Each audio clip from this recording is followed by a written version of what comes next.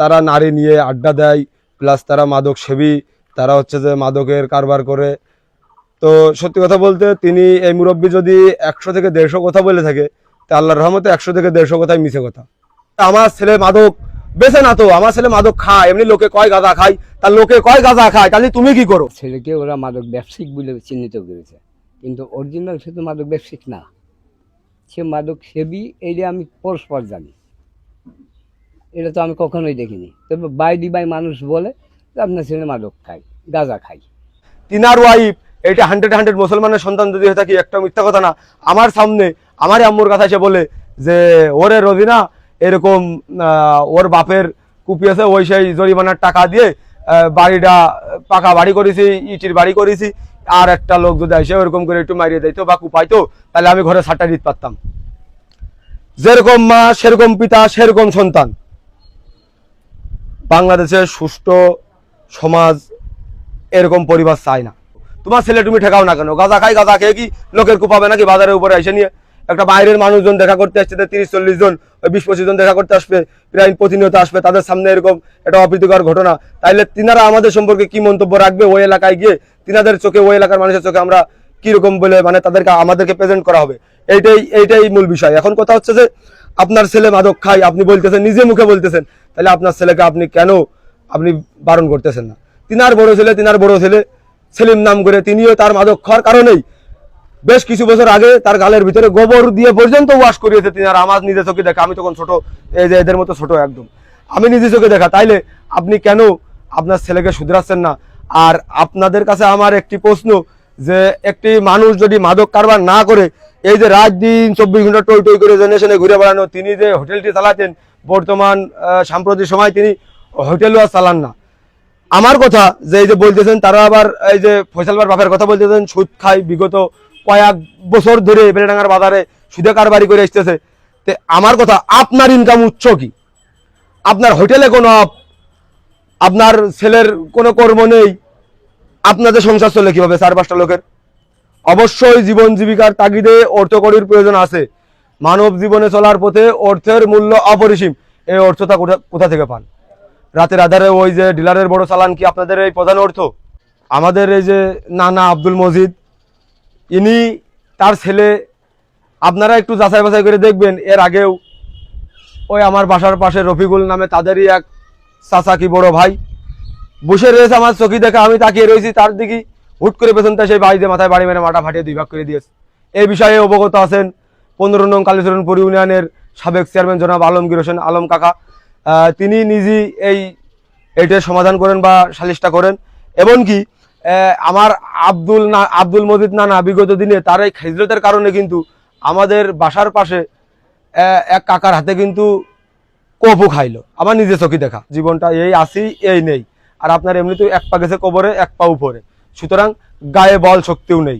আপনি যেভাবে আপনার বাসার ভিতর থেকে একটা মানুষ যদি বাসায় যায়, 1000 শত্রু হলেও আমি জানি যে খাতির আপ্যায়ন করে, তা আপনার ছেলে কুপিয়েছে, আমাদের টিম মেম্বাররা বাসার উপরে গেছেন, আপনি বলতেছেন এবার আমি কুপাবানে পারলে দুরা ঠেকাইছেন, তাহলে আমরা কুপাবানে পারলে দুরা ঠেকাইছেন। এতে আমাদেরও তো ওই জায়গায় 20-30 জন ছিল, কই আমি তো কোনো সময় ভিডিও ভিতরে দেখলাম না, বা চড়াও হওয়া।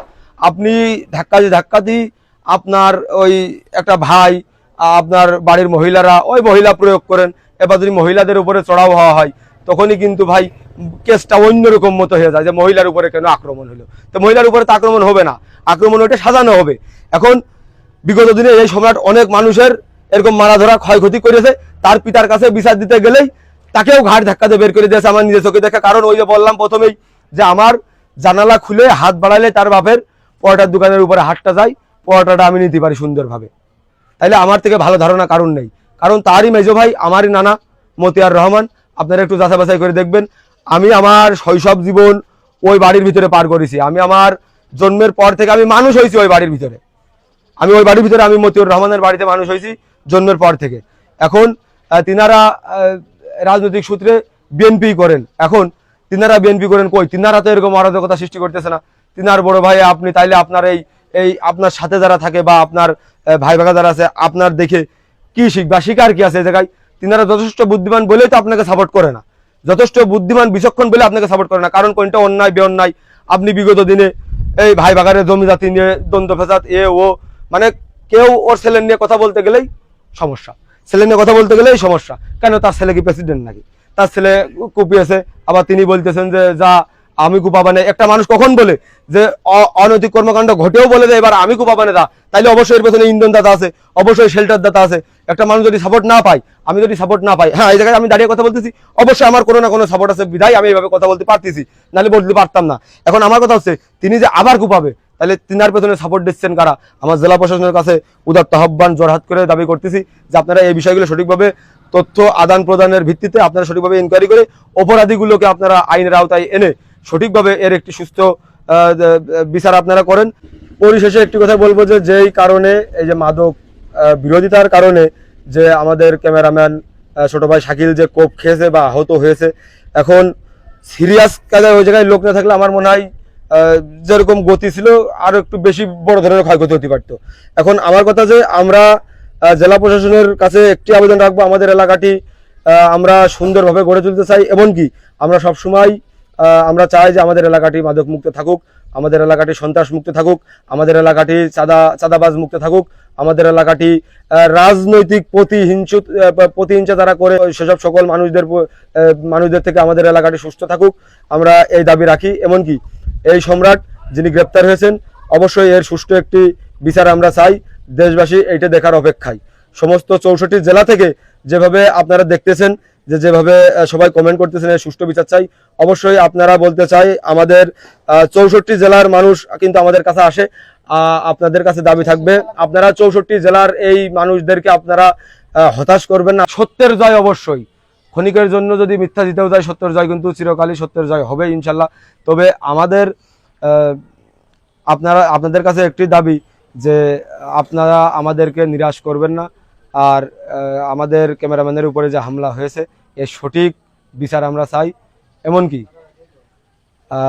দেখেন যে 64 জেলার মানুষ আমাদের এখানে আসে, আমাদেরকে ভালোবাসে।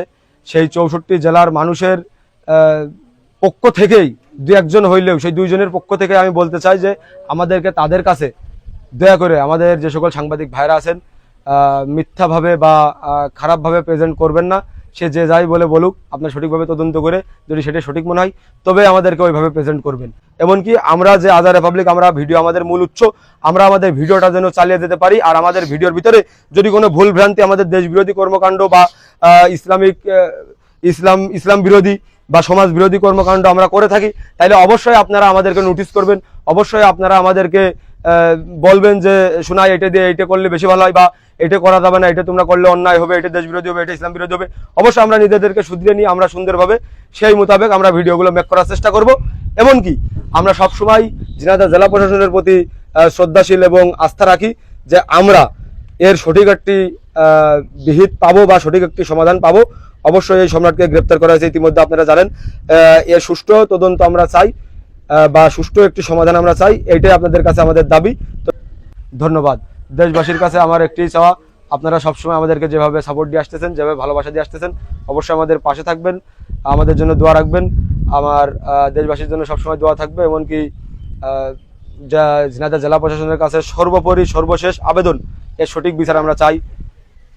সবাই ভালো থাকবেন, সুস্থ থাকবেন, আমাদের প্রতি দোয়া রাখবেন। আল্লাহ হাফেজ।